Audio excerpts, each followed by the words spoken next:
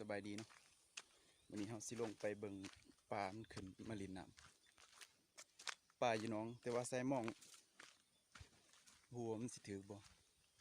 ใส่มองใหญ่ปลาไหวเนาะใส่มองอยู่น้องเบิ่งนะน่าสิไปเบิ่งเนาะปลาขึ้นหลายนี่แต่ปลาใหญ่ๆ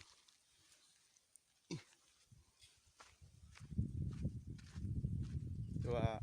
ขั้นแดดสินี่มันขึ้นขนาดมันขึ้นมาลินเนาะแต่ว่าบ่แก้วใส่มองบูสิถือหรือบ่เนาะลองเบิ่งตะแลงสบายดีเด้อกลับสบายดีเนาะวันนี้มาพบกับเบาแก้วไว้ลำคือเก่ามื้อนี้อาจจะไปเบิ่งปลาขึ้นมาลินน้ำมีแต่ปลาตัวใหญ่ๆใหญ่ปลาคอก็มี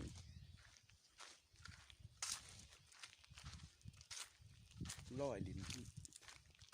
ไล่กินปลาหน่อยเบื้องนี้บ่ร้ายมันได้เบื้องนั้น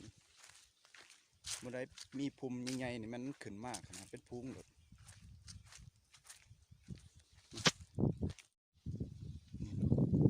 ขึ้นมาเลยมันมาขึ้นมาแถวตื่น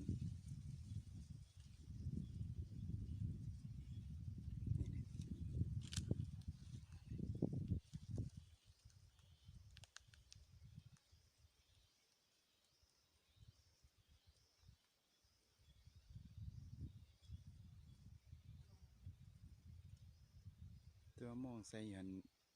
บ่ถือตัวนะมองสันเนาะใส่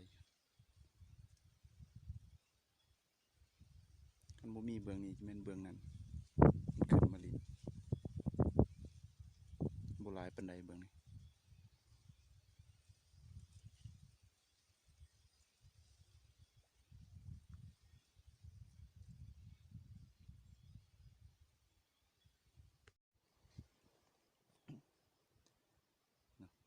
ปลาขึ้นมาเข้าใกล้บ่ได้ปลาแฮ่ขนาดแต่มองเขาใส่บ่นั้นเนาะใส่เหลียบตอนนั้นไปเลยเขาใส่เพื่อนมายิงปลาเลยพอปลามันแฮ่ย้อนเขายิงมันตื่นเข้าใกล้บ่ได้ลงไปบนหลุมนี่มันบ่มาปลาตื่นใส่มองแล้วเนาะเบื้องนั้นมื้อเช้านี้ได้มื้อเช้านี้ก็ถือว่าถืออยู่เนาะนี่ขึ้นมาปลาไหนเบิ่งจังซี่นี่คือสิตัวน้อยแต่ว่าตัวแท้จริงมันใหญ่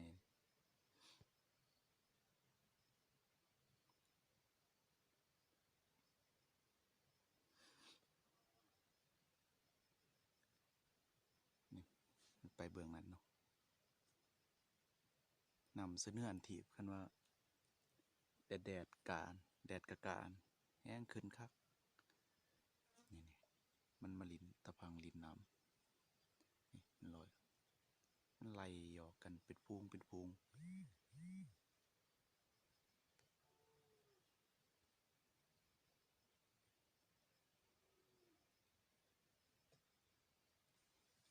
แต่เบื้องนั้นเขาก็ใส่กันน้ำมองเนาะตอนแรกเขาสิเขาไปยามเขาสิลงมายาม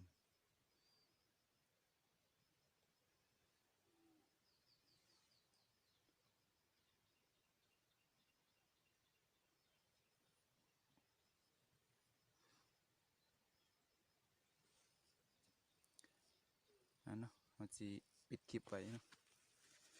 มากินข้าวหิวข้าวละตะแลงจังสิถ่ายเบิ่งไหมสิได้บ่สิมานบ่แต่ว่าปลาหลายอยู่แต่ว่ามันเห็นมองมันต่ำมันกลับคืน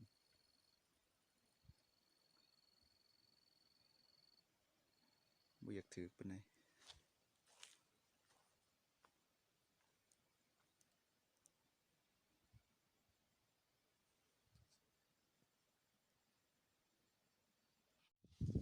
นี่เนาะขึ้นมาเลย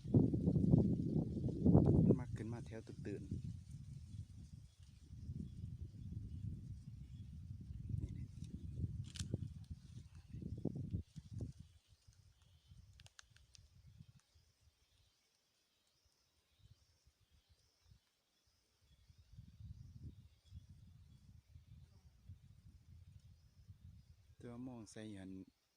บ่ถูกตัวนะมองสันเนาะใส่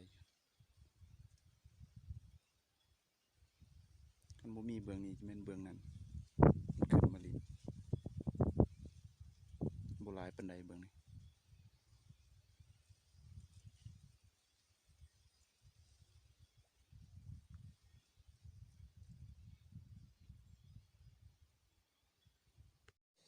เนาะ